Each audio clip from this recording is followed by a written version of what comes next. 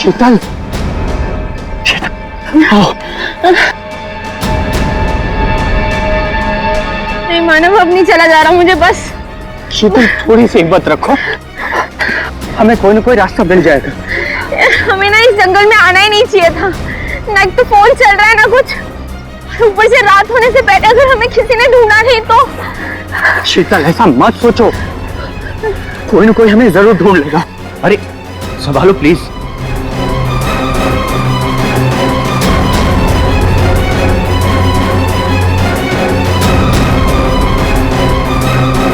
शीतल, शीतल, झील।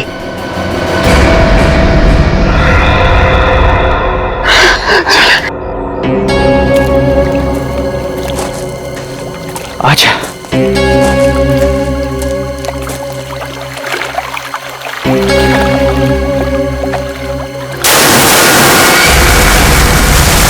आवाज कैसी है?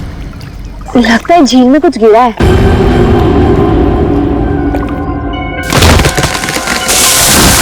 ये दूसरी आवाज कैसी है? ओह माय गॉड, इतने सारे पैसे। मानव, ये सारे तो 1000 रुपए के नोट है। पर ये आ कहां से रहे हैं? अरे छोड़ ना यार, जो भी लक्ष्मी आ रही है सब बटोर के रख ले। बैग में रख, बैग में।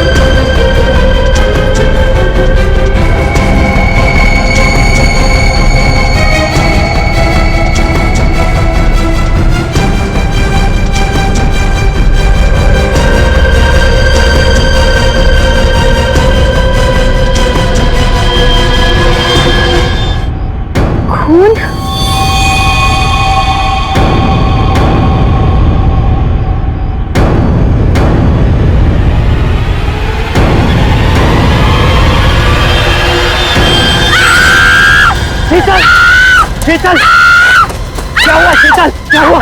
क्या हुआ?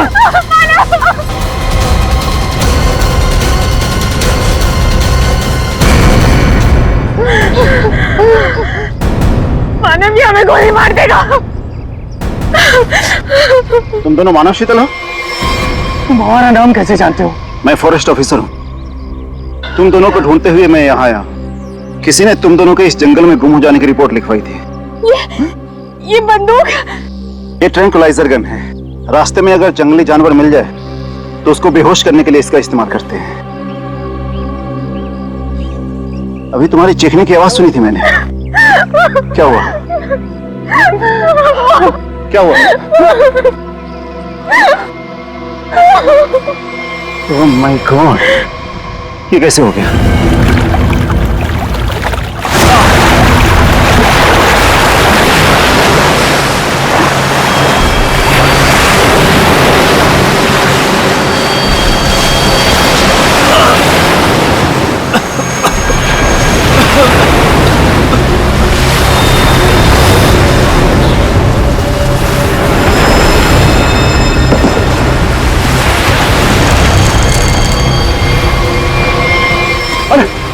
आप ठीक है ना साहब?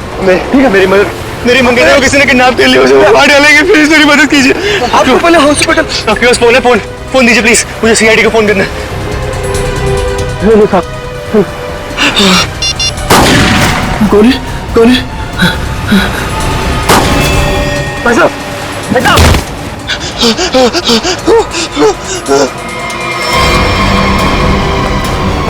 Help, help.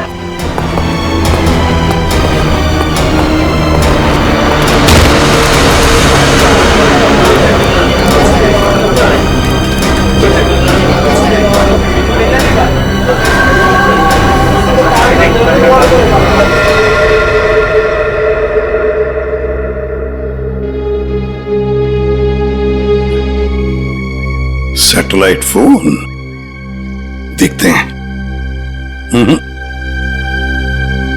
लॉक्ड है नया फोन। ये कोई मामूली आदमी नहीं है, कोई मामूली आदमी ऐसा फोन लेकर तो नहीं घूमेगा। पूर्वी, काम करो, देखो और कोई आईडी मिलती है क्या।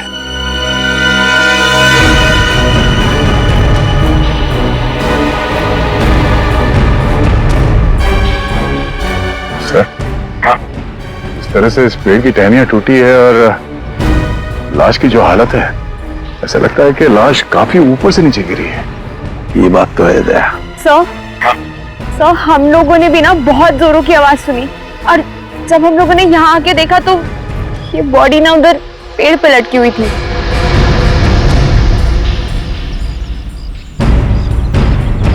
वो क्या है?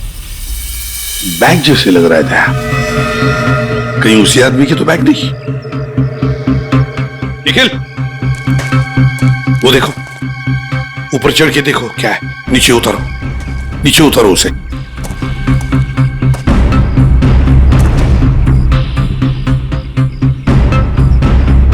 सर, यहाँ आसपास कोई बिल्डिंग तो है नहीं, तो क्या ये आदमी आसमान से टपका? तो कहीं ऐसा तो नहीं कि ये किसी हवाई जहाज से नीचे गिरा?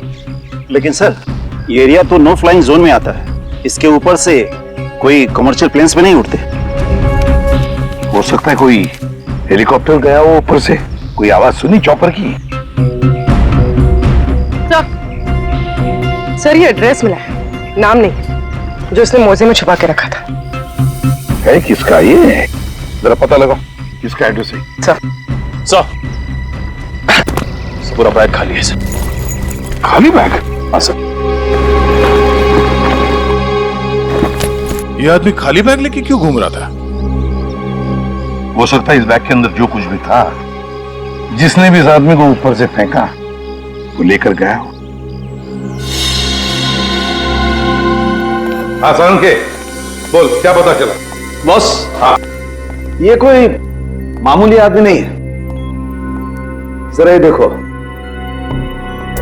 ये जरा इसके कान के पास ये निशान देखो।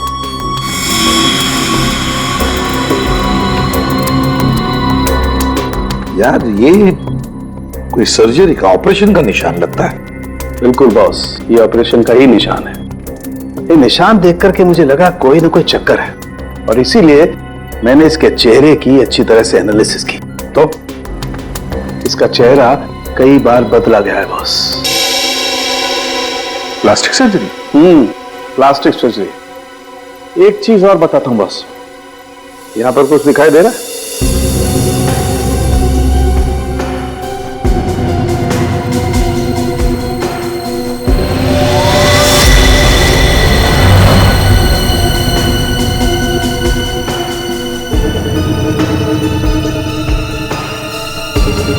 सर, ये क्या है? ये तो कोई सिंबल है, कोई निशान है। नस दबाने पर ही दिखता है। इसलिए हमें निशान वहां नहीं दिखा जहां पे लाश मिली थी। बॉस, ये खास तरीके का ट्रांसमीटर है जो इसकी चमड़ी के अंदर छिपा करके लगाया गया है। कमाल है सर, ये आदमी बार बार अपनी शक्ल बदलता रहा, इसकी कलाई पे ये डिवाइस लगा है, और इसकी मौत ऊपर आसमान से गिरने से हुई है। अच्छी खासी पहली बना हुआ है। सर इस आदमी के पास में सैटेलाइट फोन को हम डिक्रिप्ट नहीं कर पाए, लेकिन इसके पास से जो कागज पर एड्रेस मिला था वो किसी विशाल नाम के आदमी का है। विशाल है? कौन है विशाल? इस विशाल के घर जाकर ही पता करना पड़ेगा। सर, थोड़ी देर पहले एक न्यूज आ रही थी, मैंने रिकॉर्ड कर लिया, ये देखिए। आज की ब्रेकिंग न्यूज। आज सुबह एक छोटा प्राइवेट प्लेन दुर्घटनाग्रस्त होकर समुद्र में गिर गया। उस इलाके के कुछ लोगों ने एक आदमी को पैराशूट से नीचे गिरते हुए देखा। नौसेना उस विमान के बारे में पता लगाने की कोशिश कर रही है। प्लेन समंदर में क्रैश हुआ है और वो झील भी तो पास में ही है। हो सकता है ये आदमी भी उसी प्लेन में हो जिसका एक्सीडेंट हुआ है। किसी ने धक्का वक्का दे दिया हो प्लेन से। सर, जो आदमी प्लेन से कूदा था पैराशूट लेके, हो सकता है उसी ने इस आदमी को धक्का दिया हो प्लेन से। हो सकता है। किसी भी कीमत पे हमें उस आदमी के बारे में पता लगाना पड़ेगा जिसने ये धक्का दिया हो। सर, एक बार प्लेन का पता चल जाए तो आदमी का भी पता चल जाएगा। जितने भी प्राइवेट एयरफील्ड्स है ना, वहां जाके पता लगाओ कि ऐसा कौन सा प्लेन कब उड़ा था और उसमें कौन कौन लोग सवार थे।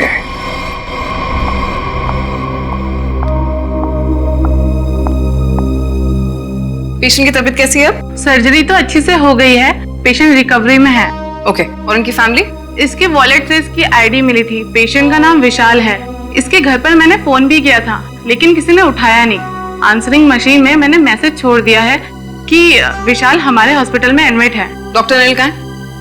उनको बुलाइए, मुझे पेशेंट के बारे में कुछ जरूरी बात करनी है। Okay madam. ये तो अच्छा, उसकी टेलीफोन मशीन से हमें ये पता चल गया कि वो इस हॉस्पिटल में है।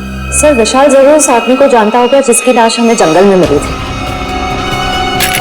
एक्सक्यूज मी नर्स, यस, हम सीआईडी से।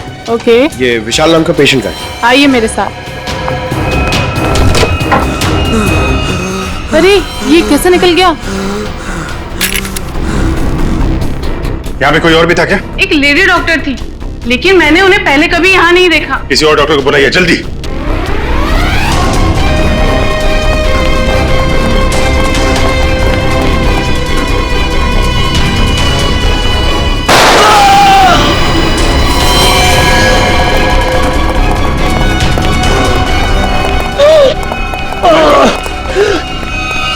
क्या हुआ? डॉक्टर नहीं थी वो। मैंने उसे पकड़ा तो गोली मार के उधर भाग गई। साहब, वो लड़की बाइक पे भागी साहब। बाइक पे भागी? हाँ जी। उसकी डिटेल्स भेजो कंट्रोल रूम में। बाकी जाएगी कहाँ? आयशा आयशा आयशा, विशाल को छोड़ो, हमारी प्रायोरिटी क्या है? वो ब्रीफकेस है ना? यदि नताशा के पास वो ब्रीफकेस नहीं है तो केडी के पास होगा।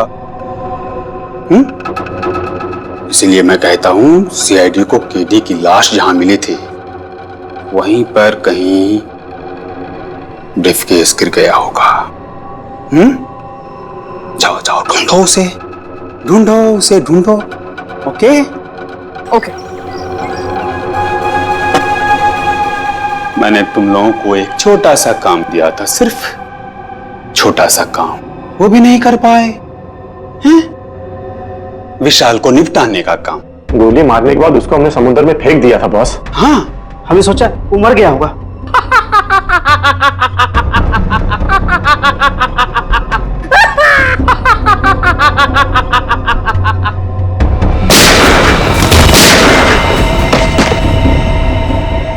विशाल, जिस आदमी को प्लेन में से फेंका गया था, तुम उसे कैसे जानते हो? सर मैं उसे नहीं जानता। सर मेरी मंगेतर नताशा एक इन्वेस्टिगेटिव जर्नलिस्ट है। सर पिछले कुछ सालों से अलग अलग इलाकों से एक ही उम्र की लड़कियां गायब हो रही थी। वो उसी के बारे में इन्वेस्टिगेट कर रही थी। सर उसको पता चला था कि कोई चाकू टाकू गैंग है जो इसके पीछे इन्वॉल्व है। चाकू टाकू? सर ये गैंग बहुत छुपकर चलाया जा रहा था। इसके बारे में किसी को कुछ नहीं पता था। ओह, तो उस आदमी की कलाई पे जो निशान था सर, वो शायद इसी गैंग की पहचान है। फिर? सर कुछ दिन पहले मैंने देखा कि नताशा बहुत खुश नजर आ रही है, तो मैंने उससे पूछा उसकी वजह क्या है। उसने मुझे बताया कि उसके हाथ बहुत जल्द कोई तगड़ा सबूत लगने वाला है। कैसा सबूत?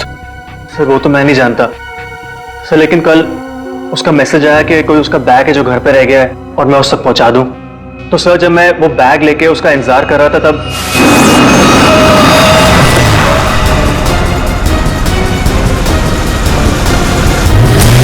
सर वहां से वो लोग मुझे किसी अनजान जगह पे ले गए जहां पे उन बदमाशों ने नताशा को कैद कर रखा था। कौन थे वो लोग? सर मैं नहीं जानता सर। सर मेरी आंखों में तो पट्टी बंधी हुई थी। मैं सिर्फ नताशा की आवाज सुन सकता था। वो सर अपनी जान की भीख मांग रही थी उनसे। उन्होंने तुमसे बैग छीन लिया, उसके बाद क्या हुआ? सर वो जो कुछ भी ढूंढ रहे थे वो उनको उस बैग में नहीं मिला। तुम उनसे बचकर कैसे निकले? सर उन लोगों ने मुझ पे गोली चलाई और मुझे समुद्र में फेंक दिया। सर मैं किसी तरह बच गया और तैर कर किनारे तक पहुंच गया, लेकिन भाभी उन लोगों ने मुझे मारने की कोशिश की। अभिजीत, दया, वो आदमी जो प्लेन में से फेंका गया था वो इन्हीं के गैंग का था। उसके कलाई पर वो निशान भी तो था। हो सकता है कि वो आदमी शायद नताशा को इनके गैंग के बारे में सीक्रेट्स बताने वाला था, वही सबूत जिसके बारे में नताशा जिक्र कर रही थी विशाल के पास। और शायद इसीलिए उसे प्लेन में से फेंक दिया इन लोगों ने और फिर नताशा की जान के पीछे पड़े। क्या हुआ विशाल? विशाल, तुमने फोन पर बताया कि मेरी नताशा को कुछ हो गया? हाँ आंटी, बदमाशों ने नताशा को किडनैप कर लिया। क्या? हाँ, पता नहीं वो भी जिंदा भी हो गया। मैं तुमको मना करती रही ना, फिर भी तुमने मेरी बच्ची को फंसा दिया इन सब में। प्लीज प्लीज सर, मेरी बच्ची को बचा लीजिए सर। मेरे पति भी एक पुलिस ऑफिसर थे और सर उन्होंने जिंदगी अपने देश के लिए कुर्बान कर दी। मैं अपना पति खो चुकी हूँ। इस चाकू डाकू गैंग तक पहुंचने के लिए हमें पहले वहां पहुंचना होगा जहां पर विशाल और नताशा को बंदी बना के रखा था।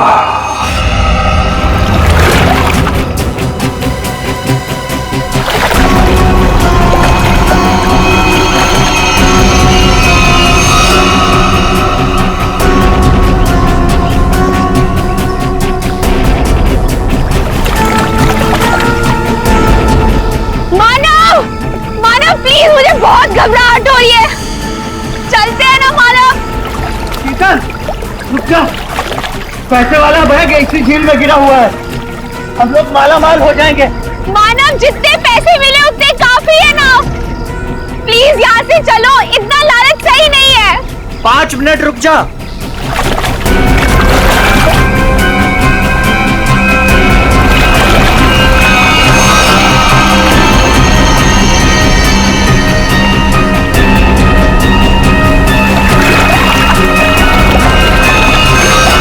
मिल गया।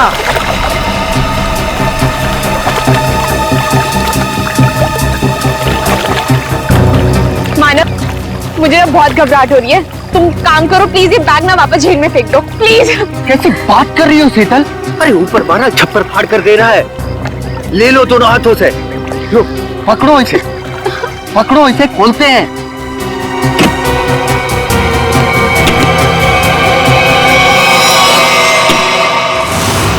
थैंक यू जो तुमने मेरे लिए बैग ढूंढ लिया।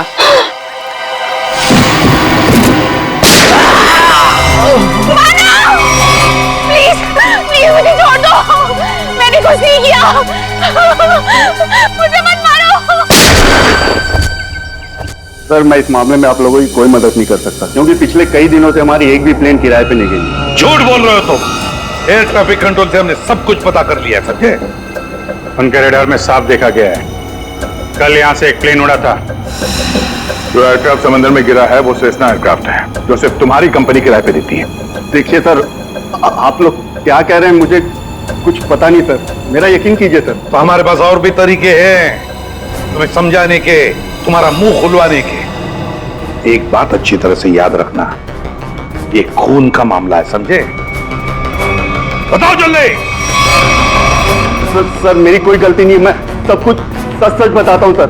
सर एक आदमी आया था सर, उसे पुरानी सीजना प्लेन किराए पे चाहिए थी सर, और सर वो इतने ज्यादा पैसे देने को तैयार था कि सर मैं मना नहीं कर पाया, और बिना कोई जरूरी जांच के और बिना किसी पेपर्स के मैंने उसे प्लेन किराए पे दे दिया सर।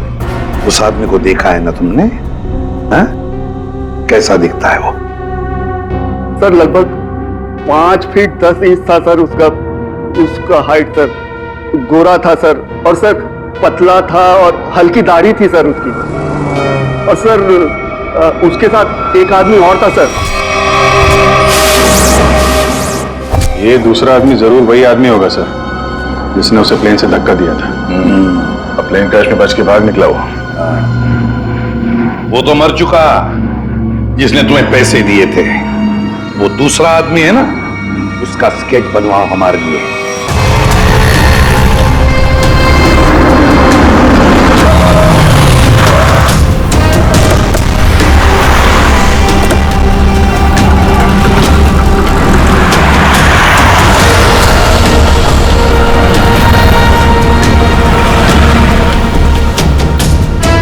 सर बस यही खड़ा था बस मैं। यहीं पर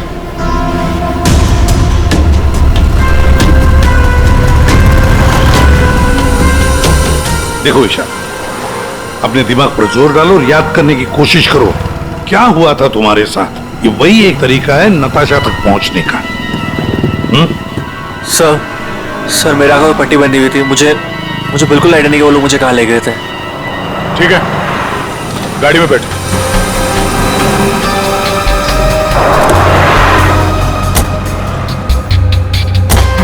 देखो विशाल, तुम्हारे आंखों पर पट्टी बंधी थी, है ना? जी। तो आप ऐसे सोचो कि पट्टी है तुम्हारी आंखों पर, इसलिए आंखें बंद करो और याद करने की कोशिश करो। हर एक बात, छोटी बड़ी, जो कुछ भी, कोई आवाज, कोई खुशबू, कुछ भी।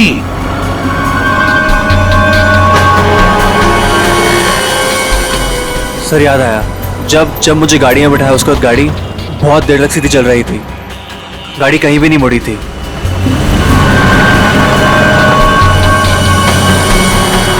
सर तकरीबन 10 मिनट के बाद गाड़ी राइट में मुड़ी थी। राइट लिया था? सर यहाँ से थोड़ी दूर जाने के बाद एक राइट टर्न तो है, ले लेते हैं। और क्या याद आता है? मुझे ट्रेन की आवाज भी सुनाई दी थी। ट्रेन की आवाज? सर यहाँ से थोड़ी दूर पे रेलवे लाइन तो है। अच्छा, ये कौन सी ट्रेन थी, लोकल ट्रेन या मेल गाड़ी की आवाज? सर शायद लोकल ट्रेन की थी। Local train? और याद करने की कोशिश करो।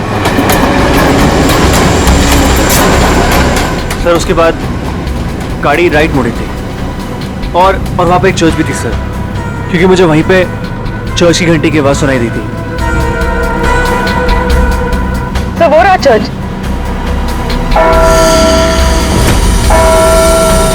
सर उसके बाद गाड़ी ने लेफ्ट टर्न लिया था और थोड़ी देर गाड़ी चल रही थी। अच्छा, कितनी देर तक लगभग? सर ये तो नहीं पता है कितनी देर गाड़ी चल रही थी, लेकिन हाँ, जब गाड़ी रुकी तो उस वक्त रेडियो पे एक गाना चल रहा था, बल्ले बल्ले, और 99.9 FM पे सर।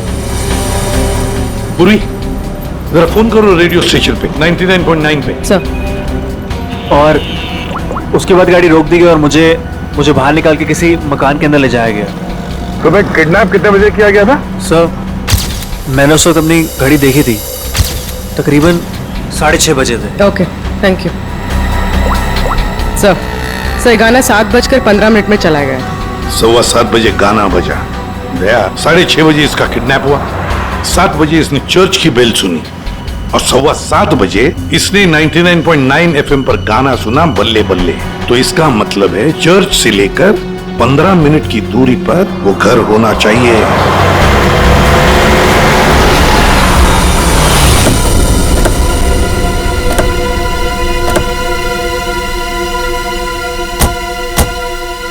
दया, रास्ता तो बंद है, खत्म हो गया रास्ता।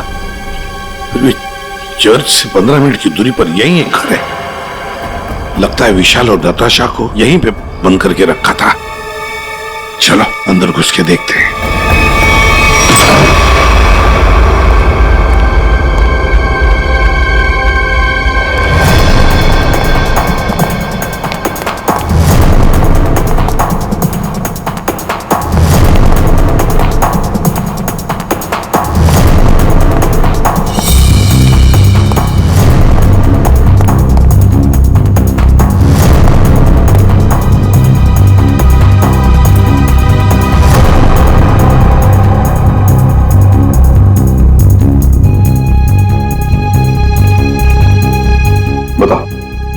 क्या हुआ था यहाँ पर? मुझे यहाँ घसीट के लाया गया था। मेरी आंखों पे पट्टी थी। तो बता सकते हो कितने लोग थे, कुछ अंदाज?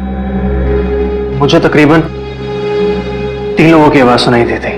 अच्छा, और उसमें से 2 आदमी थे और एक लड़की। 2 आदमी, उनके साथ एक लड़की भी थी? जी। उसी ने कहा था कि इसको गोली मार दो। फिर मैंने किसी के कदमों की आवाज सुनी मेरी तरफ आते हुए, और फिर गोली की आवाज आई और अचानक मेरी जांघों में आग लग गई। गोली मेरी जांघ में घुस गई थी।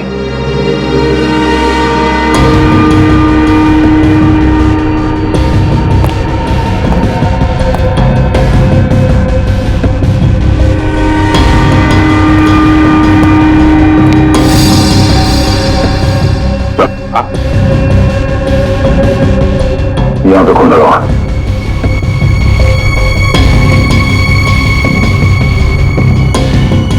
और तो आसपास कहीं कुछ दिख नहीं रहा सर। विशाल, जब तुम्हें वो यहां पे ले आ रहे थे तब सर तो कोई आ रहा है।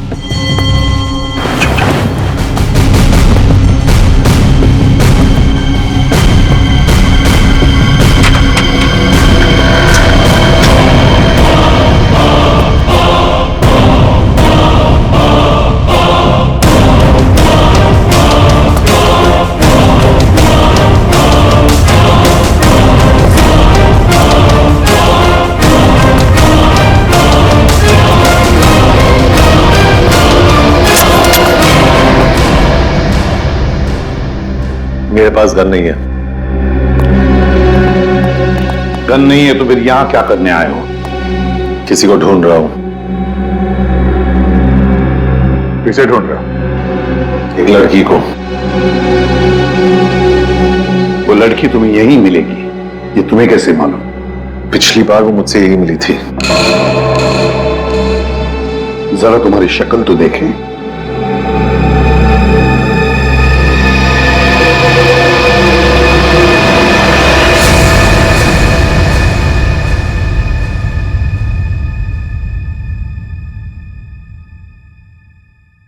तेरा हाथ दिखा।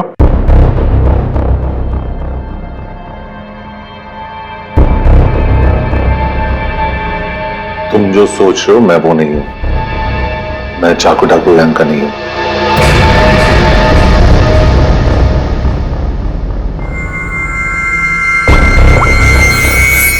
इसे जानते हो? ये तो भिखू लोमड़ी है। जानता है? सुपारी लेता है, खून करता है। इस भिखू लोमड़ी ने एक आदमी को प्लेन में से फेंका था नीचे, और वो चाकू डाकू गैंग का आदमी था। वो उसे छोड़ेगा नहीं। मतलब जरूर मारा जाएगा। इस भिखू लोमड़ी को देश से भागने के सिवा और कोई चारा नहीं है। और अगर उसे नकली पासपोर्ट बनाना हो तो मुझे मालूम है वो कहां जाएगा।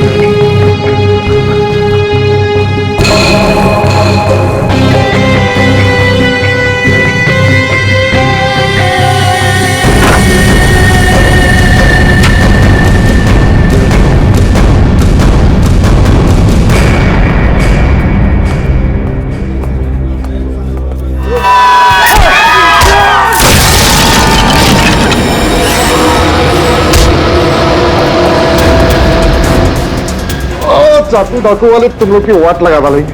वाट तो हम लगा देंगे। लोग दिखते नहीं है, पकड़ में नहीं आते, तुम सबके सब मारे जाओगे, सबके सब। हमें मार देगा? हाँ?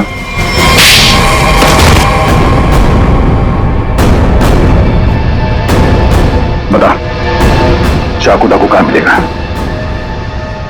आज शाम को एक मीटिंग है।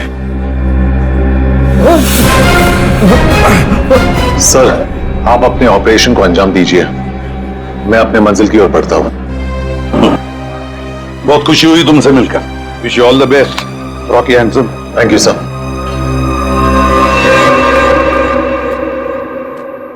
बॉस बॉस ब्रीफकेस मिल गया सर। और वो दोनों जो थे ना, उनको भी खत्म कर दिया मैंने। उस ब्रीफकेस में जो कुछ भी है उसे किसने किसने देखा है? अब सिर्फ मैंने।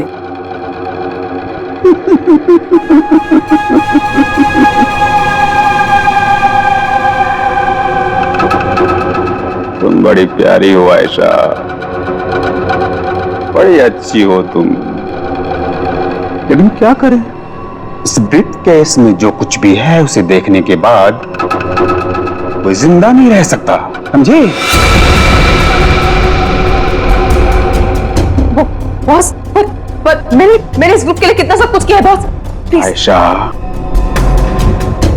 हमारे ग्रुप का हेड कौन है ये मेरे सिवाय कोई नहीं जान सकता। नहीं बॉस प्लीज, नहीं boss please, please boss, boss please, please मेरी बात सुनिए बॉस, बॉस नहीं, बॉस।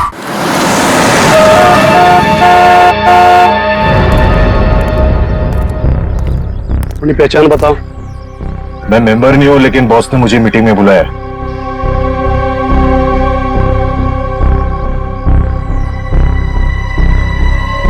भेज दो। ठीक है बॉस।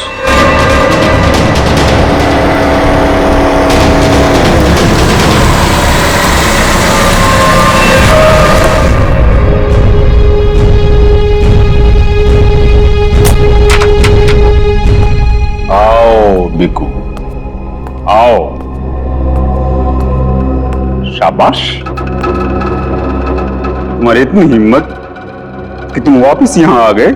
मेरा काम था तुम्हारे ग्रुप में छुपे हुए उस गद्दार को मारना, जो रिपोर्टर नताशा को ग्रुप के बारे में सब कुछ बताने वाला था, और मैंने वो किया।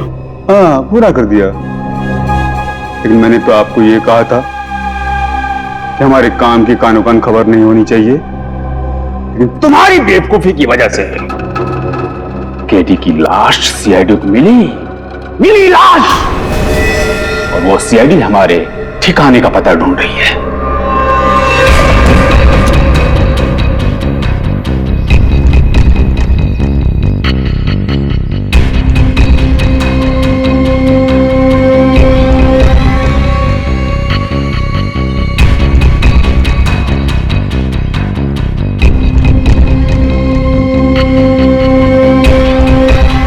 मैंने सारा काम चुपचाप ही तो किया था। सबसे पहले मैंने केडी का भरोसा जीता, उसे कहा कि यहां से भागने में मैं उसकी मदद करूंगा। बड़ा ही शातिर खिलाड़ी था केडी तुम्हारी गैंग का। अरे बड़ी मुश्किल से मैंने उसे प्लेन से बाहर फेंका, जानते हो? और तुमने ब्रीफ केस भी बाहर फेंक दिया। भला हो आयशा का कि ब्रीफ केस लेकर वापस आई। सजा तो मिलेगी इस गलती की, सजाए मौत।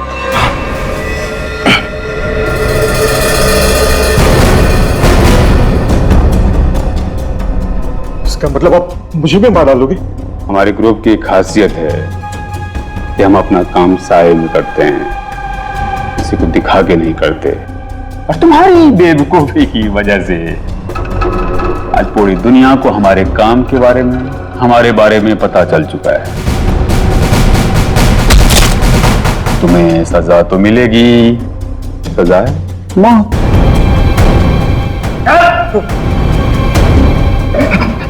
एक मिनट, मेरे पास कुछ है तुम्हारे लिए। मेरे लिए? बताओ। सीआईडी यहीं पर ही है।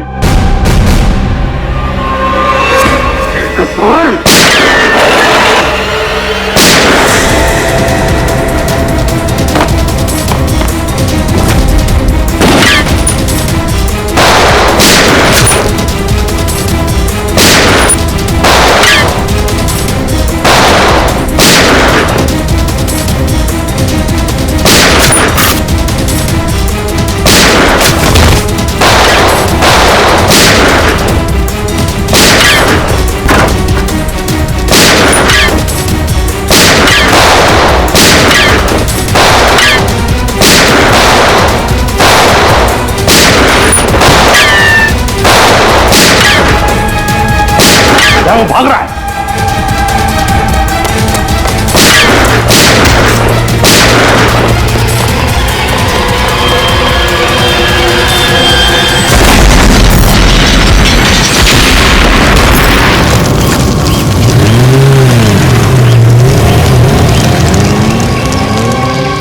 सब कुछ खाक हो गया था सर।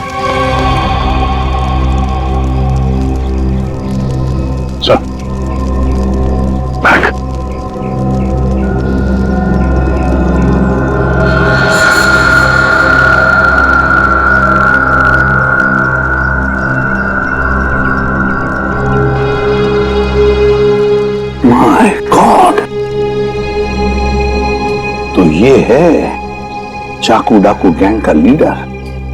दया, अभिजीत को इन्फॉर्म करो जल्दी।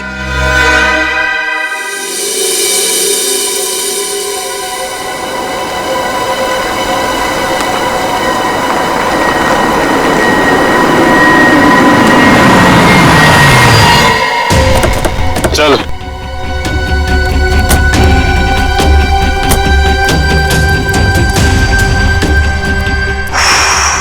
ये कहाँ आ गए हम? अब क्या करने वाले हो तुम लोग मेरे साथ? क्या करने वाला हूँ? कुछ नहीं करने वाला हूँ। तुम्हें बस उड़ना है तुम्हें इस देश से दूर, जहाँ तुम्हें कोई पहचान ना पाए, कोई ढूंढ ना पाए। ये प्लीज प्लीज ऐसा मत करो मेरे साथ, मुझे छोड़ दो।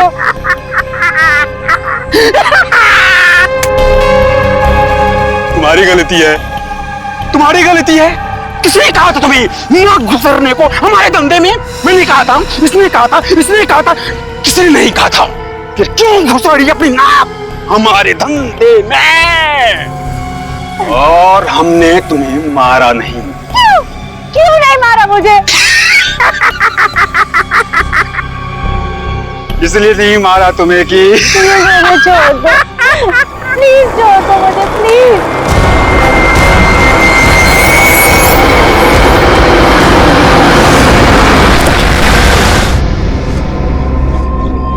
चलो चलो, हेलो बोलो, हेलो बोलो। हमारे ऑर्गेनाइजेशन के हेड से हेलो बोलो।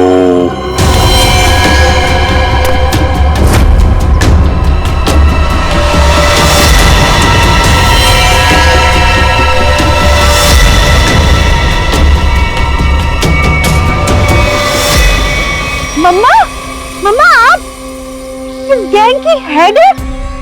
ये कैसे कर सकती हैं आप? मैंने मना किया था ना तुमको इन सब चीजों से दूर रहना, लेकिन तुम देशभक्त बाप की बेटी हो, इतनी आसानी से कैसे मान जाती? लेकिन अब तुम जो देख रही हो वही सच्चाई है, और इसे जितना जल्दी मान लोगी उतना अच्छा है। क्यों मम्मा, क्यों किया आपने ऐसा? अकेली कब तक तकलीफें झेलती, कैसे बड़ा करती तुझे? आज कम से कम शान से तुम सबको कह सकती हो कि मेरी माँ ने अकेले अपने दम पर करोड़ों का कारोबार खड़ा किया है।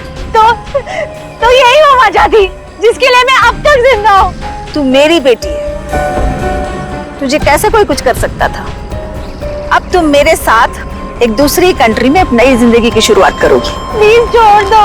सीआईडी ढूंढ दो सबको।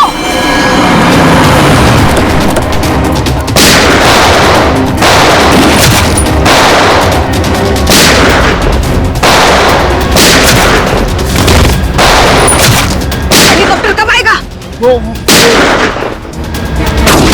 मम्मा छोड़ो मुझे, मम्मा। वहीं रुक जाओ, वरना इसे उड़ा दूंगी। ये कुछ नहीं करेगी। चुप रह।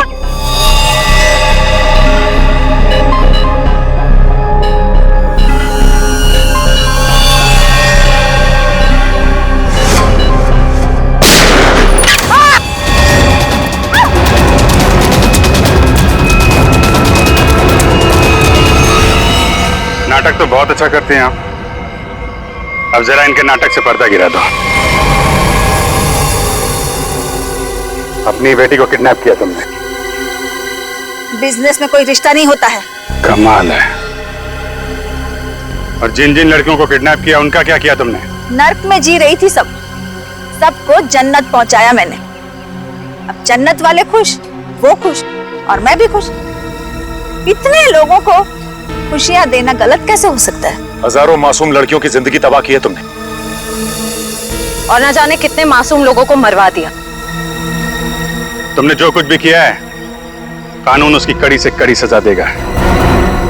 अब जेल की सलाखों के पीछे बैठ के खुश होती रहना जब तक फांसी का ऑर्डर नहीं आ जाता।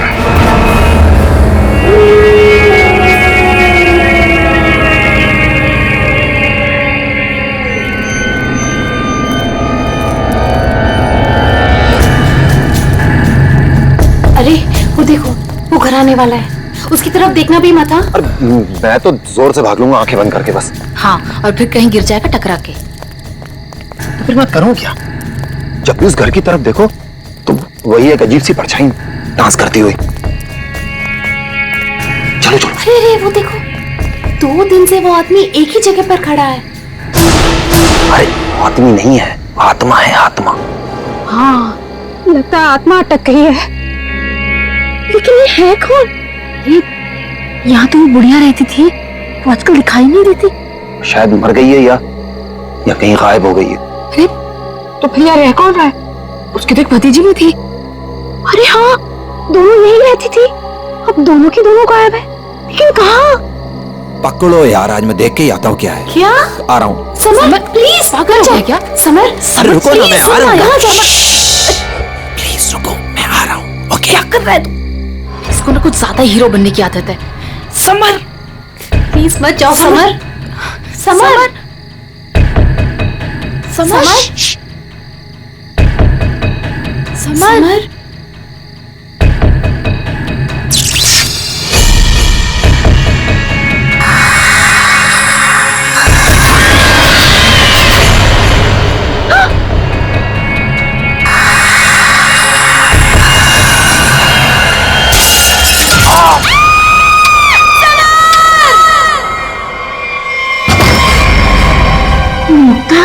क्या हुआ बेटा?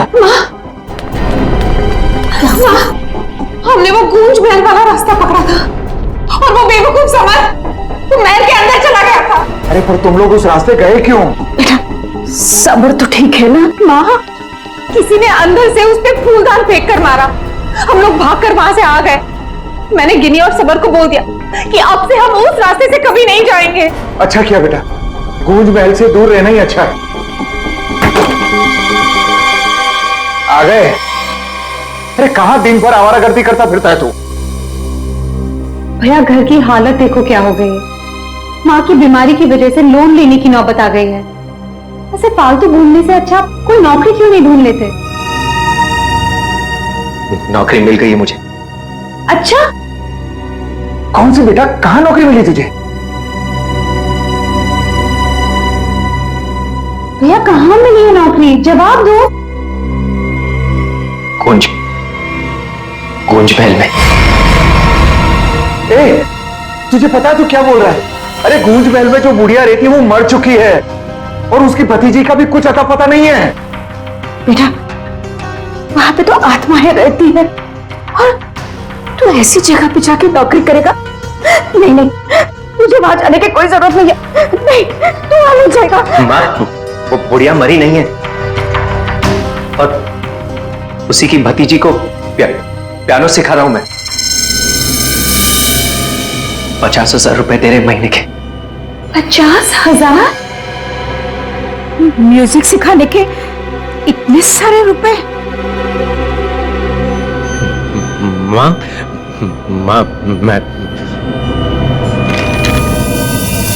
ये 50,000 रुपए एडवांस। अब हमारी सारी मुसीबतें खत्म। भैया पता है आज रात को हमारे साथ क्या? म्यूजिक सिखाऊंगा मैं पैसे कमाऊंगा। म्यूजिक सिखाऊंगा, भैया? पैसे कमाऊंगा मैं। ये लड़का कभी किसी की नहीं सुनता, तुम देख लेना, कोई कोई मुसीबत लाके रहेगा एक दिन ये। बल्लू को नौकरी मिल गई और उसने मुझे बताया भी नहीं। और ये ऐसे अजीब से बर्ताव क्यों कर रहा है? वो देखो देखो कैसे अपने आप से बातें कर रहा है। पता नहीं किससे बातें करते रहता है। ऐसे बल्लू हाँ हाँ हाँ, मुझे जाना होगा समर। बल्लू हमारी बात तो सुनो। मुझे काम के लिए लेट हो रहा है। गूंज महल में मेरा इंतजार हो रहा है। बल्लू मेरी बात सुनो, वहां मत जाओ। मैं नहीं जानता कि तुम क्या कर रहे हो, लेकिन वहां जान का खतरा है। ये देखो मेरे साथ क्या हुआ है।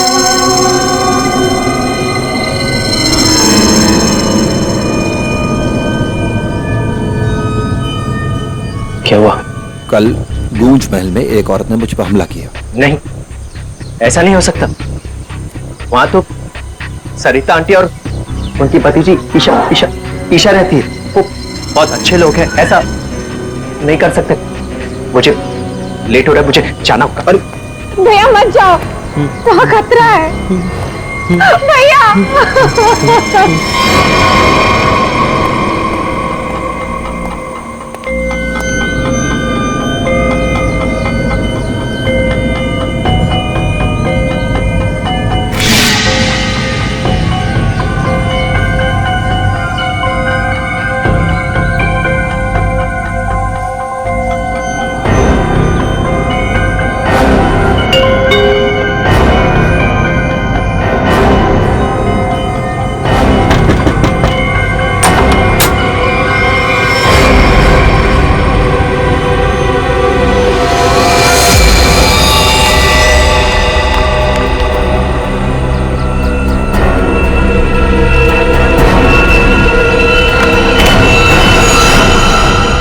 मैंने तो इस लड़के से सारी उम्मीद ही छोड़ दी है। पता नहीं कैसी नौकरी है, नौकरी है भी या नहीं। देख, मेरा बेटा आया होगा, देख तो।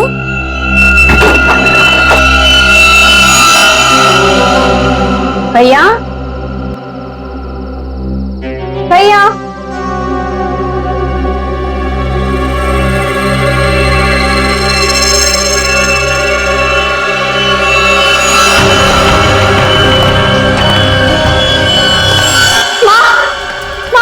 बल्लू का टिफिन छोड़कर चला गया। बल्लू को कुछ हुआ तो नहीं ना?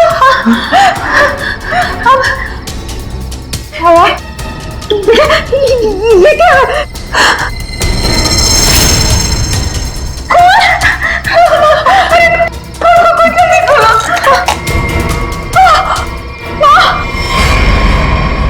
ये है वो गूंज महल जहाँ पे आपका बेटा बलविंदर यानी बल्लू कल आया था और उसके बाद से वो वापस नहीं आया। यहाँ पे 2 औरतें रहती हैं, एक बुजुर्ग औरत सविता देवी और उसकी भतीजी ईशा है। और आप लोगों के हिसाब से वो लोग कुछ अजीब है, राइट? सर ये पूरा घर ही अजीब है। यहाँ की खिड़कियों से रोशनी चमकती है, साए दिखते हैं, यहाँ से गुजरने वाले लोगों पर चीजें फेंककर हमला करते हैं। पता नहीं मेरा भाई कैसे फंस गया यहाँ। बल्लू यहाँ नौकरी करता था? जी हाँ, और इसी घर से मेरे बेटे का खाने का डिब्बा वापस आया था, खून से भरा। और सर जब पता लगाने के लिए मैं अपने दोस्तों के साथ यहाँ आई थी तो हमने दरवाजा खटखटाया, आवाजें लगाई, डोरबेल बजाया, लेकिन किसी ने जवाब नहीं दिया। सर यहाँ मेरे बेटे के साथ जरूर कुछ हुआ है, उन लोगों ने जरूर कुछ किया है। सर प्लीज मेरे बेटे को बचा लीजिए।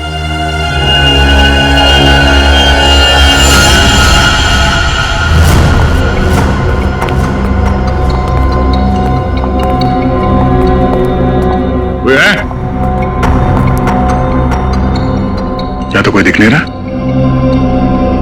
आत्मा कहां दिखाई देती है सर, सीधी अटैक करती है। सर यहाँ पर बल्लू, सरिता और ईशा, इनमें से कोई होना ही चाहिए। सरिता जी हैं भी या नहीं किसी को कुछ नहीं पता सर। लोग तो यहाँ तक कह रहे हैं कि सरिता जी की मौत हो चुकी है। यहाँ हुआ तो है कुछ।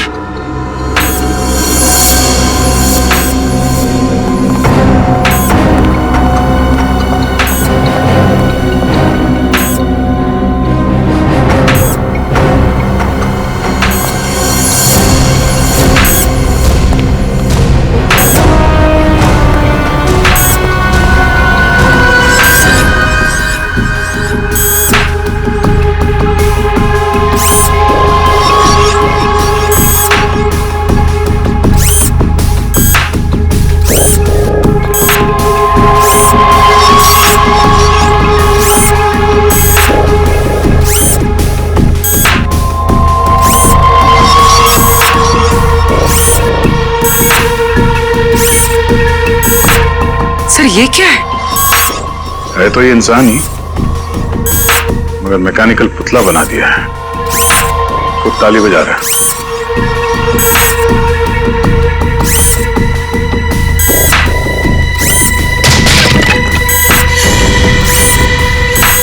निखिल, नजर रखो इस पे, हम लोग देखते हैं।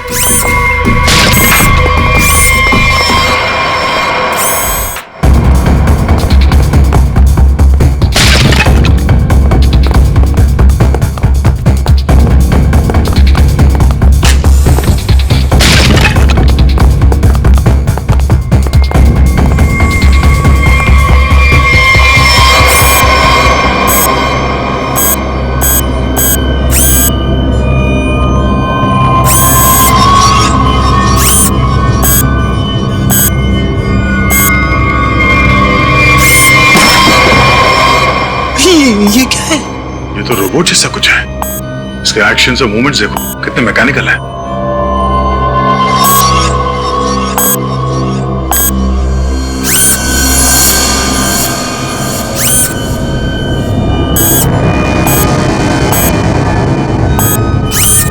सर ये यहाँ आए कैसे और इन्हें रोकेंगे कैसे? अब इसे तो टेक्निकली रोका जा सकता है। ये क्या है? बोली नजर रखना इस पे।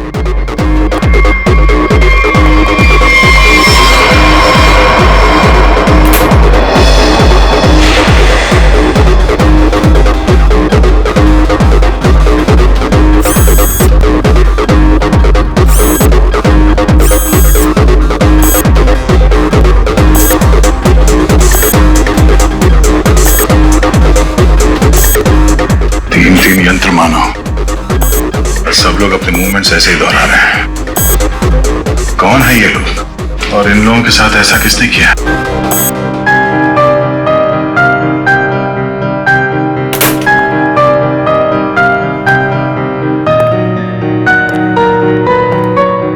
बलवंत,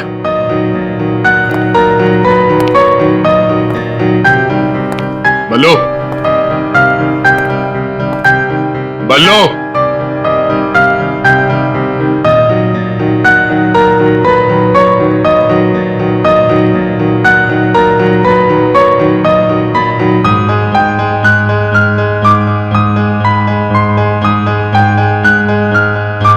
बात नहीं करनी।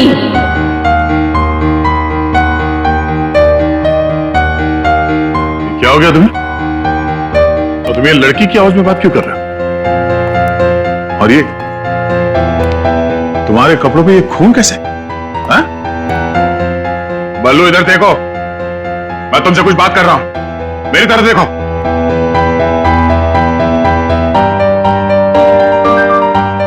मैंने कहा ना, बात नहीं करनी। पियानो बजाते वक्त मैं किसी से बात नहीं करती। मुझे गुस्सा आता है और फिर मैं सबको मार देती हूँ, मार देती हूँ।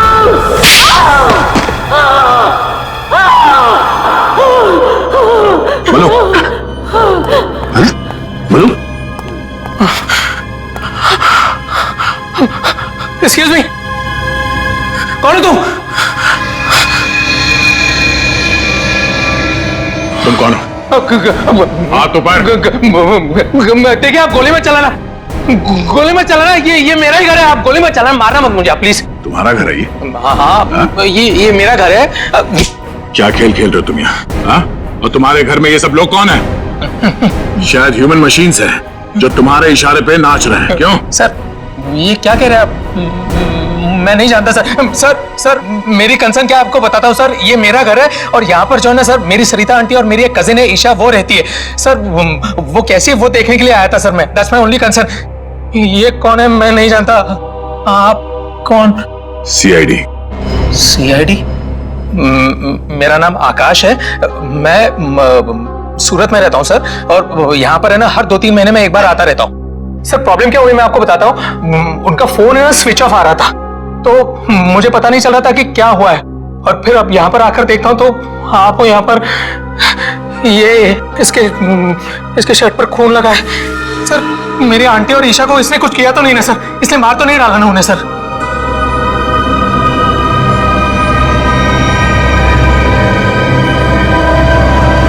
बल्लू, बल्लू तुम सुन रहे हो? मैं तुमसे बात कर रहा हूं।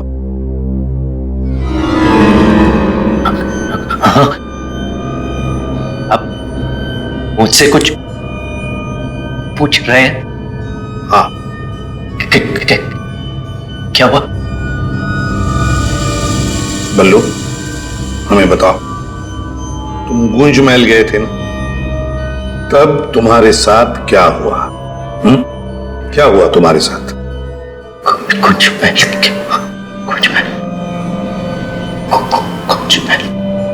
तुम ईशा को म्यूजिक सिखाने गए थे ना वहां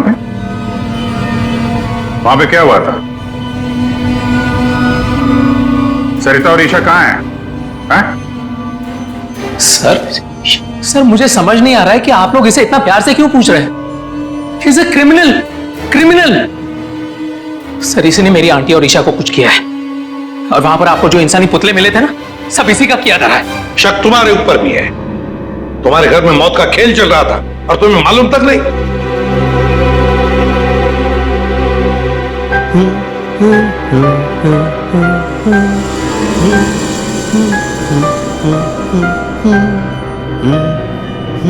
सचिन, वो फोटोग्राफ दिखाओ।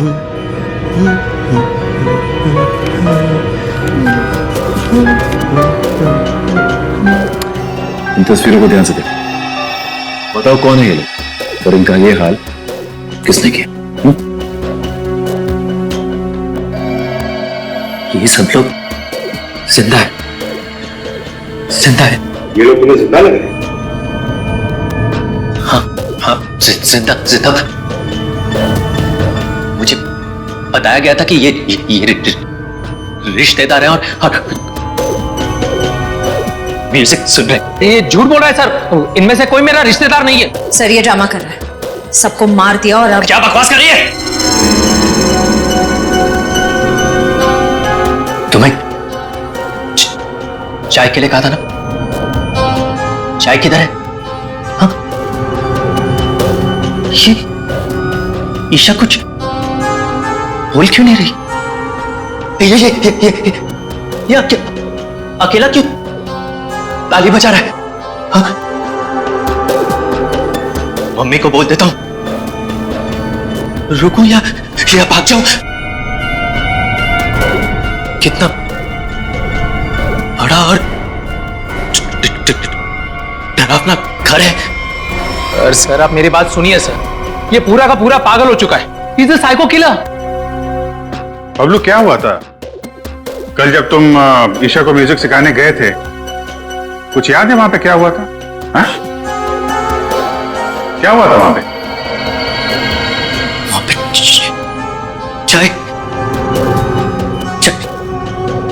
चाय पिलाई थी उसने। हाँ बराबर। चाय। तो फिर ईशा कहां गई?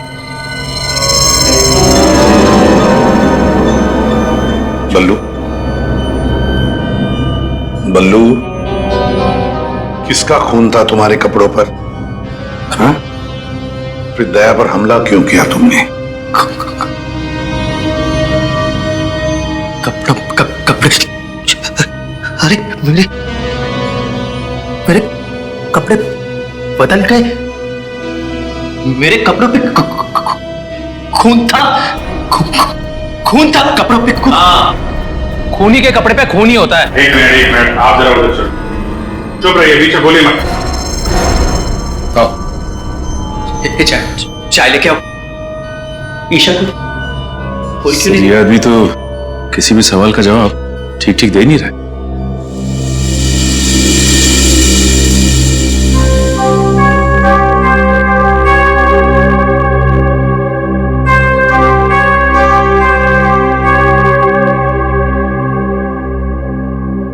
अभिजीत, इस बल्लू की मेडिकल जांच करवाते हैं, पता तो चले ड्रामा कर रहा है या वाकई इसके दिमाग के साथ कोई प्रॉब्लम है।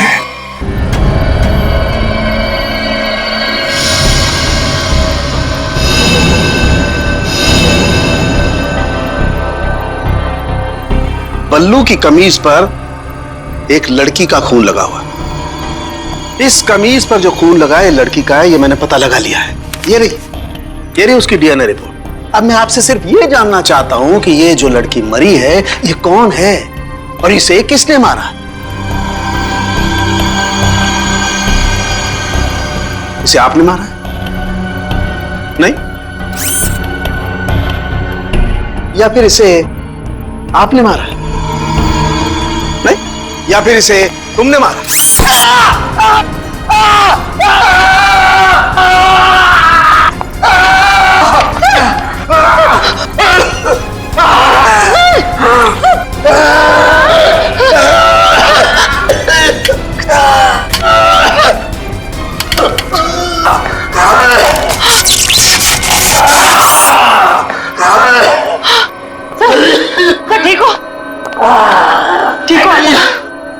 गॉड। क्या हुआ? सर इस पुतले के हाथों में सर की गर्दन अटक गई थी। बहुत जल्दी छुट गए। हाँ, छोड़ दिया, बहुत जल्दी छोड़ दिया, क्योंकि ये पुतले ना तो मशीन है, ना ये पुतले पूरी तरह से इंसान है। तो फिर ये कि ये टैक्सीडर्मी और रोबोटिक का मिला जुला रूप है। सर, ये टैक्सीडर्मी और रोबोटिक्स क्या होता है? पंकज, टैक्सीडर्मी एक कला है जिसमें जानवरों की खाल को एक खास किस्म के केमिकल में प्रिजर्व करके उनमें भूसा भर करके उनको एक आकार दिया जाता है। इन तीनों के साथ भी ऐसा ही किया गया है। इंसान की खाल को केमिकल में प्रिजर्व करके लकड़ी के पुतलों पर चढ़ाया गया है। लेकिन सर ये सब करना तो गैर कानूनी। उन्हीं गैर कानूनी काम ही तो करता है। यार सालुंखे, ये इंसान तो नहीं है, फिर भी ये ताली कैसे बजाते हैं, हमला कैसे करते हैं? इन तीनों के दिमाग में एक मशीन फिट कर दी गई है। इसका कंट्रोल खूनी के हाथ में, और खूनी ने उस मशीन के जरिए इनके चारों तरफ एक खास घेरा निश्चित कर दिया है। कोई भी इंसान उस घेरे के अंदर आकर के कोई मूवमेंट करता है, ये चालू हो जाते हैं, अपना काम करने लगते हैं। एक्टिव हम लोग भी तो आसपास घूम रहे हैं डॉक्टर साहब। नहीं, इन तीनों की मशीन को मैंने डीएक्टिवेट कर दिया था। वहां उस पीछे वाले में कुछ गलती रह गई। अब बॉस, और ये एक्टिविटी इनकी मेमोरी में पहले से फिट है। और इतना ही नहीं बॉस, इनके अंदर और भी बहुत कुछ है। आओ दिखाता हूं। ये देखो, लकड़ी का बुरादा, कॉटन और उसके ऊपर इंसान की चमड़ी। बनाने वाले ने तो बना दिया बॉस, लेकिन वो भूल गया कि इंसान की चमड़ी में और जानवर की चमड़ी में एक खास फर्क होता है। इंसान की चमड़ी जानवर जैसी मोटी नहीं होती है, इसीलिए उसे कितना भी केमिकली ट्रीट कर लो, कितना भी केमिकल में डाल लो, वो इंसान की चमड़ी जैसी नहीं रह सकती है। इसीलिए इनकी चमड़ी जो है जगह जगह से सिली हुई। फिर भी दिख नहीं रही है। और दूसरी बात, ये सारी चमड़ियां ज्यादा पुरानी नहीं है, बस कुछ ही दिन पहले इन्हें मारकर निकाला गया है। पर उस घर का तो कोना कोना छान मारा गया था, एक भी ऐसी लाश नहीं मिली जिसकी खाल उधेड़ दी गई हो। वो कहीं और बनाता है ये ह्यूमनॉइड, अपने घर पर नहीं। तीनों की कोई मिसिंग रिपोर्ट नहीं है, कोई आईडी वगैरह नहीं मिली। है कौन ये लोग? तारिका जी, ये जो कपड़े पहने थे इन लोगों ने, उनसे कुछ पता चला आपको? कुछ खास नहीं, तीनों के कपड़े से बस एक लेबल मिला है, किसी टीएल टेलर का लेबल है। TL Taylor?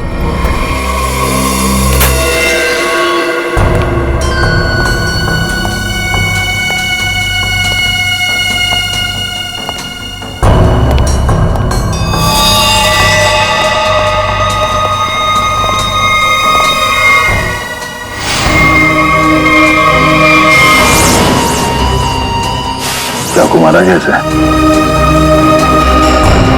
सर, बल्लू के कपड़े पे जो खून के छिटे थे, कहीं इस लड़की के तो नहीं? ये तो बल्लू ही बताएगा। मुंजी, असली बात यह है कि गूंज महल में से एक लाश मिली हमें, एक लड़की की लाश। ये है वो लड़की। क्या आप जानते हैं इसे? किन्नी है ये, मेरे बेटे की दोस्त। ये मर गई क्या? तो ये बल्लू उस लड़की को जानता था सर? और मोहन जी, बल्लू के कपड़ों पर गिनी का खून है। मोहन जी, आप प्लीज थोड़ा वेट करिए, हम आपको बुलाते हैं। एसीपी सर, मैंने बल्लू की सारी रिपोर्ट्स पढ़ ली हैं। डॉक्टर सालुंखे से भी बात हुई मेरी।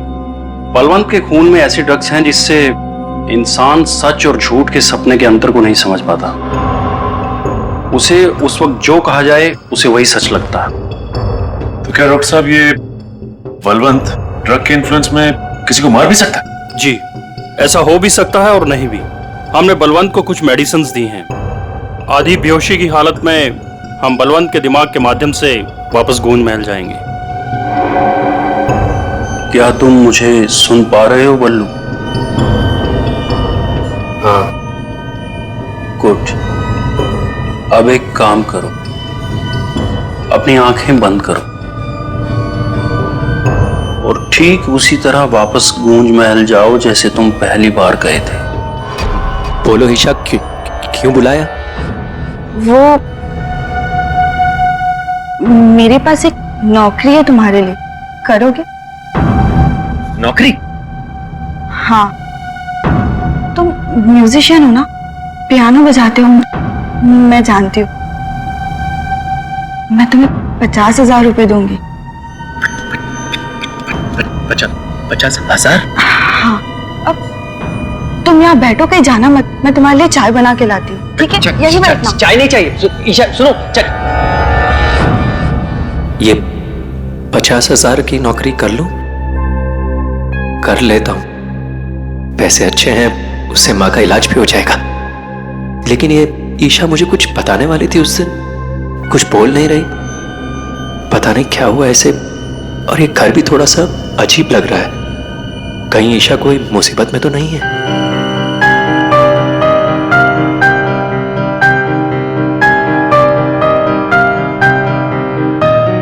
शायद यही ईशा की आंटी है, सरिता जी।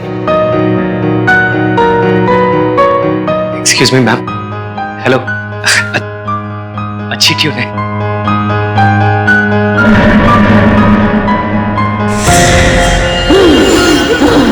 नहीं छोड़ूंगी। छोड़ो। किसी को नहीं छोड़ूंगी। छोड़ो। अरे क्या कर रहे हो? बोलो। नहीं छोड़ूंगी। संभालो उसे, मार डालेगा वो डॉक्टर को। नहीं छोड़ूंगी। संभालिए आप इसे। नहीं छोड़ूंगी। बैठो। बल्लू, ये लड़की की आवाज में क्यों? छोड़ो मुझे। डॉक्टर साहब, नहीं छोड़ूंगी। पकड़िए आप इसे। किसी को नहीं छोड़ूंगी।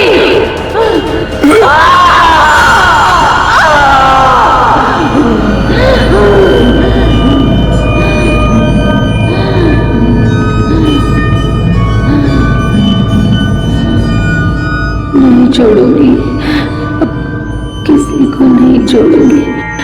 पतला बना दिया, परेशान कर दूंगी। बची हुई बॉडीज मछलियों को खिला दूंगी।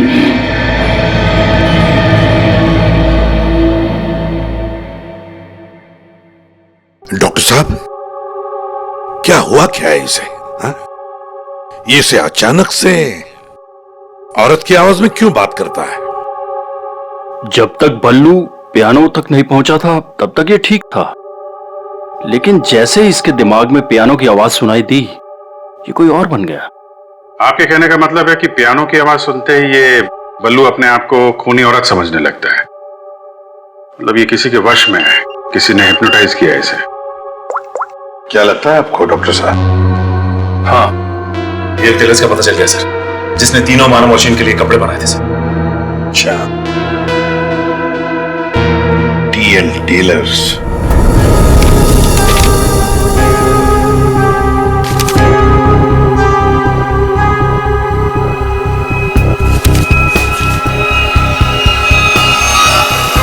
साहब जी।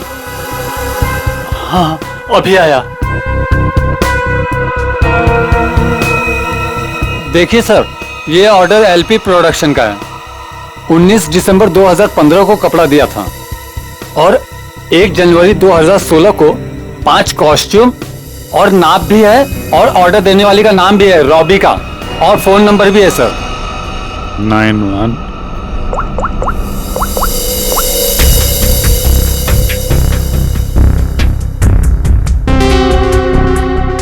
सर, फोन बंद है।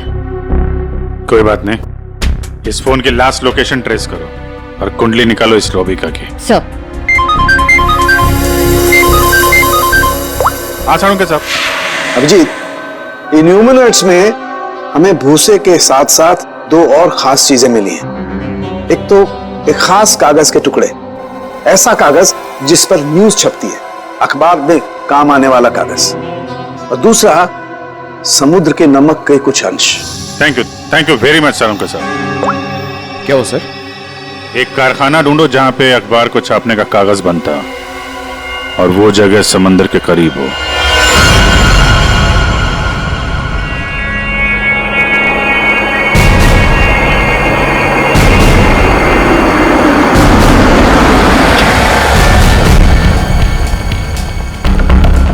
समंदर के किनारे पेपर मिल, और वो भी बंद पड़ी हुई।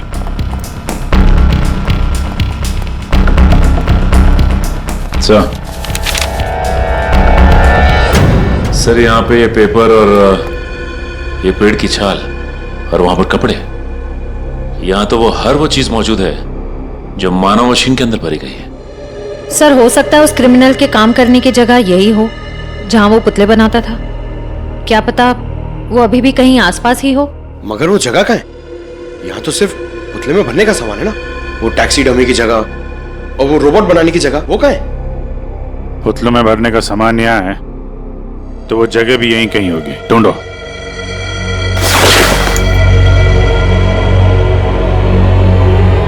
सर!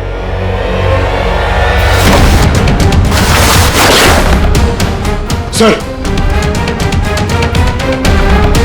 माय गॉड,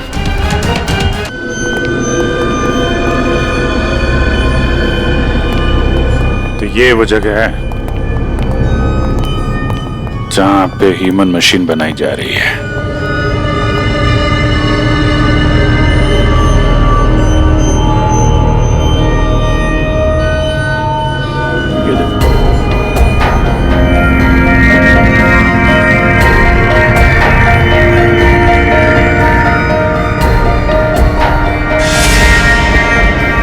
पूरा मैकेनिज्म है यहाँ पे।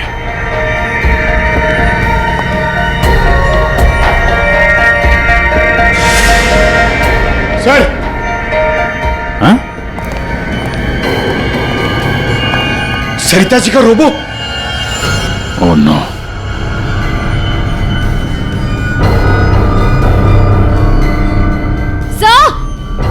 सर जल्दी आइए। सर ईशा, सर खूनी ने इसका सारा खून निकाल दिया है। इसकी सांसें भी बहुत धीमी चल रही हैं। इसको हॉस्पिटल लेके चलो जल्दी। एम्बुलेंस को फोन करो। हेलो। सरिता को तो उसने रोबोट बना दिया, अब इसका भी वो हल करने वाला था। सर, रोबिका की लोकेशन का पता चल गया। आज तो हद हो गई। कब से वैनिटी में इंतजार कर रही हूँ। कोई मुझे सीन समझाएगा या फिर मैं पैकअप अनाउंस कर दूं। काजल, काजल कहाँ हो तुम? नहीं चाहिए मुझे। काजल! सॉरी रोबिका मैडम, एक्चुअली वो स्क्रिप्ट में थोड़ा सा चेंज हुआ है। व्हाट? सीन में चेंज हुआ है? लास्ट मिनट में डायलॉग्स कैसे याद करूंगी? एनीवे, स्क्रिप्ट दो। मैम, एक्चुअली जो सीन होने वाला है ना, वो स्क्रिप्ट आपके को स्टार के पास है। How can you do this? तुमने स्क्रिप्ट मुझसे पहले को स्टार को दे दी। तुम जानती हो ना मैं कौन हूँ। शो क्विट कर दूंगी 1 मिनट में। टीआरपी नीचे और शो बंद। बोलो, क्विट करूं? एनीवे, कहाँ है वो को स्टार? मैम, वहाँ आपका नया को स्टार आपका वेट कर रहा है।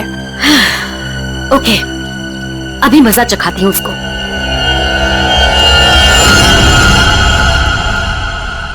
हेलो, कोई है? यहाँ तो कोई नजर नहीं आ रहा।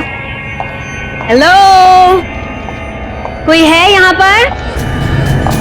हेलो, हेलो, कोई है? पता नहीं ये काजल भी ना यहाँ क्यों भेज दिया मुझे।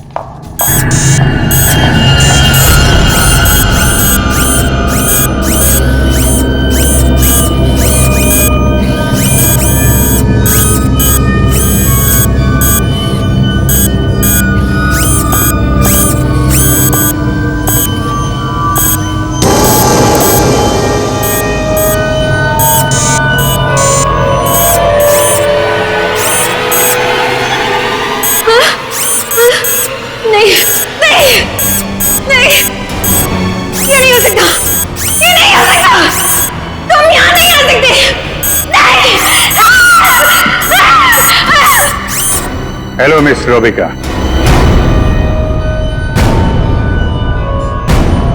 कौन हो तुम सब? और ये सब नाटक क्या है? हमें छोड़िए, आप ये बताइए कि आपने ऐसा क्यों कहा कि ये यहां नहीं आ सकते? आप जानती हैं ना? वो मैं डर गई थी, इसीलिए मेरे मुंह से कुछ भी निकल गया। सच बोलिए, सीआईडी से हम लोग। सीआईडी? जी हाँ। इन मशीनी मानव के पीछे क्या कहानी है? कौन है वो 3 लोग जिन्हें तुमने इस हालत में पहुंचा दिया? ईशा और सरिता के साथ क्यों किया तुमने ऐसा? मैं सामने जरूर हूं, लेकिन इसके पीछे दिमाग किसी और का है। किसका है? लेकिन सर, आपने हम सबको यहाँ क्यों बुलाया है? हाँ सर, मेरी समझ में ये नहीं आ रहा है कि आप लोग किस किस को पकड़ेंगे। कभी बल्लू पर शक, कभी हम लोगों से पूछताछ। आखिर आप लोग चाहते क्या है ना? कुछ तो बताइए सर, ये सब किसने किया है? सारे सवालों का जवाब मिल जाएगा, लेकिन यहां आप लोगों को बुलाया है एक कहानी सुनाने के लिए। कहानी? जी हां, कहानी। कहानी एक इंसान की जिसका दिमाग बड़ा शातिर था। उसके दिमाग में एक प्लान पल रहा था, लोगों को मारना, फिर रोबोटिक्स और टैक्सीडर्मी के जरिए उन्हें वापस जिंदा करना। और ऐसे में वो मिला एक खूबसूरत लड़की से, जिसकी एक बेरहम आंटी थी जो उसे बहुत तंग कर रही थी। उस लड़के के दिमाग में एक आइडिया है। उसने उन दोनों को एक बहुत बड़े कोठी में शिफ्ट करवा दिया।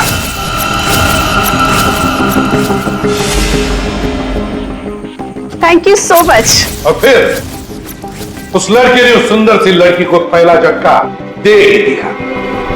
लड़की की आंटी बन गई इस लड़के का पहला कामयाब आविष्कार। और हैरानी की बात यह है कि वो सब उसके वो दोस्त और कलीग्स थे जो उसके साथ विदेश में काम करते थे। अब हुआ ये कि ये लड़की इस लड़के से बहुत डरने लगी और फिर उससे बचने के लिए उसने अपने और एक दोस्त की मदद मांगी। ऐसे रो मत, मैं हेल्प करूंगा तुम्हारी, तुम बताओ क्या करना है। और जब खूनी को यह बात पता चली तो बहुत भड़क गया। प्लीज मुझे मत मारो, मुझे छोड़ दो प्लीज। उसने उस लड़की को कैद कर लिया और उसके दोस्त को बेवकूफ बनाया। उसने उसे यह एहसास दिलाया कि ये सब कुछ जो हो रहा है वो उसी की वजह से हो रहा है। तो तुम जैसा बोलोगे मैं वैसा करूंगी, प्लीज मुझे जाने दो। और उस बेचारी लड़की ने अपने मददगार दोस्त के चाय में ड्रग मिलाकर उसे हिप्नोटाइज करना शुरू कर दिया। मैं जैसा बोलूंगी तुम वैसा ही करोगे, मेरी हर बात मानोगे तुम, है ना? दिलचस्प कहानी। सर, ये कहानी तो इस घर की और बल्लू की है। हाँ, सरिता, ईशा और उस खूनी की कहानी है ये। लेकिन सर, वो खूनी कौन है? वही तो, खूनी कौन है कौन खूनी?